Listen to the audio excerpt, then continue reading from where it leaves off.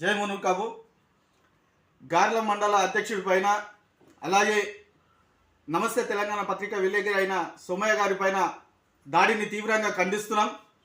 పత్రికా విలువలకు, స్వేచ్ఛలకు, ప్రజాస్వామ్య విలువలకు కట్టుబడి జర్నలిస్టులు సమస్యలను ప్రభుత్వం దృష్టికి కానీ స్థానిక శాసనసభ్యులు దృష్టికి కానీ తీసుకెళ్లడం జరుగుతుంది. అందులో భాగంగా కొన్ని వార్తలు రాయడంతో అది వ్యతిరేకంగా ఉన్నాయని చెప్పేసి కొంతమంది కాంగ్రెస్కి చెందిన గుండాలు అంతా కలిసి ఆయన మీద దాడి చేయడం ఎంతవరకు కరెక్ట్ అనేది ఒకసారి ఆలోచించాలి. ప్రజాస్వామ్యాన్ని, ప్రజాస్వామ్య విలువలను కాపాడాల్సిన ప్రభుత్వమే ఇలాంటి నీచమైన చర్యలకు దిగజారడం, పత్రికా స్వేచ్ఛ లేకుండా జర్నలిస్టుల పైన దాడులు చేయడం ఎంతవరకు కరెక్ట్ అని చెప్పేసి మీ అందరికీ మరొకసారి విన్నవించుకుంటున్నా. ఏదైతే గార్ల సోమయ్య గారు మండల అధ్యక్షుడు, మున్నుకాపు సంఘం అధ్యక్షుడు, అలాగే నమస్తే తెలంగాణ విలేకరి పైన ఏదైతే దాడి చేసిరో అది హేయనీయమైన చర్యగా భావించి తెలంగాణ యావత్ సమాజం పత్రికా విలేకరుల పైన దాడులు జరుగుతున్న దాడులను ఖచ్చితంగా మేము ఖండిస్తున్నాం.